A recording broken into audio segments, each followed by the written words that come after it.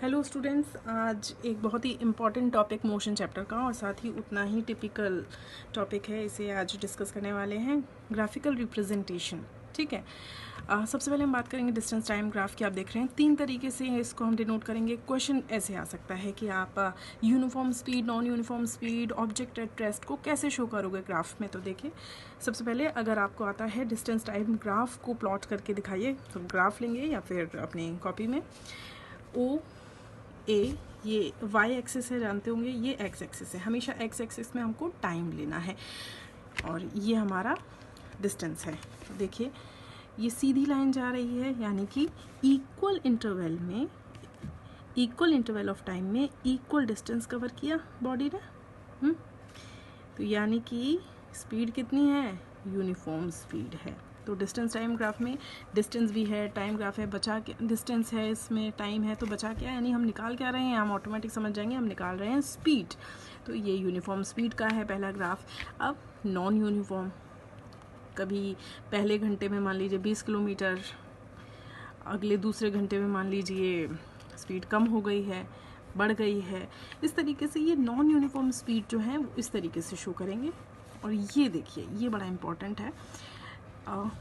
ये है आपका डिस्टेंस, है ना, वाई एक्सिस में। ये है आपका टाइम। देखिए, टाइम बढ़ता जा रहा है, टाइम बढ़ता जा रहा है, लेकिन अगर इसे हम मान लेते हैं 40 किलोमीटर, तो क्या, और ये 50 मान लीजिए, ये 60 मान लीजिए, 30 मान लीजिए, तो 1 घंटा हुआ, 2 घंटा हुआ, 3 घंटा हुआ, लेकिन क्या हमारा डिस्टेंस चेंज हुआ? नहीं, डिस्टेंस चेंज नहीं हुआ। डिस्टेंस चेंज नहीं हो रहा है, लेकिन टाइम बढ़ता जा रहा है। इसका मतलब सीधी सी बात है, ऑब्जेक्ट एट रेस्ट है। तो इस ग्राफ को हम कहेंगे ऑब्जेक्ट एट रेस्ट। ऐसे जल्दी से बाकी 3 भी ग्राफ देख लेते हैं। अब वेलोसिटी टाइम ग्राफ की बात आती है। यहाँ एक्स एक्सिस में हम लोग टाइम ले रहे हैं, पहले की तरह हमेशा यही करना है, और वाई एक्सिस में वेलोसिटी ले रहे हैं, किलोमीटर पर आवर है यहाँ पे। ये देखिए, इक्वल टाइम में, यानी कि 1 घंटा, 2 घंटा, 3 घंटा, 1 घंटे में 10 किलोमीटर पर आवर की स्पीड से गाड़ी चली है। ठीक है। अगले 1 घंटे में 20 किलोमीटर पर आवर, यानी कुल मिला के इक्वल वेलोसिटी रही है इक्वल इंटरवल ऑफ टाइम में। और इसी को हम क्या कहते हैं, यूनिफॉर्म एक्सेलरेशन। आपने अपनी बुक में किया हुआ है, पढ़ा हुआ है आपने ये डेफिनेशन। ऐसे ही सेम ऐसे बना देंगे तो ये नॉन यूनिफॉर्म एक्सेलरेशन हो जाएगा। अब ये देखिए, ये है kilometre per hour, again time 1 hour, 2 hour, 3 hour, velocity हमारी 40 किलोमीटर पर आवर मान लेते हैं। ठीक है।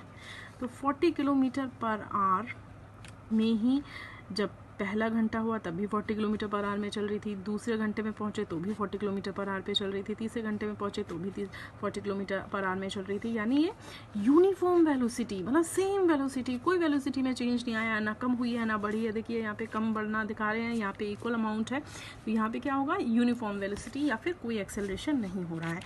ऐसे ही जैसे हमने नॉन यूनिफॉर्म एक्सेलरेशन देखा आपकी बुक में, इस तरीके से भी रिप्रेजेंटेशन है, आप ऐसे भी बना सकते हैं। ये देखिए, ये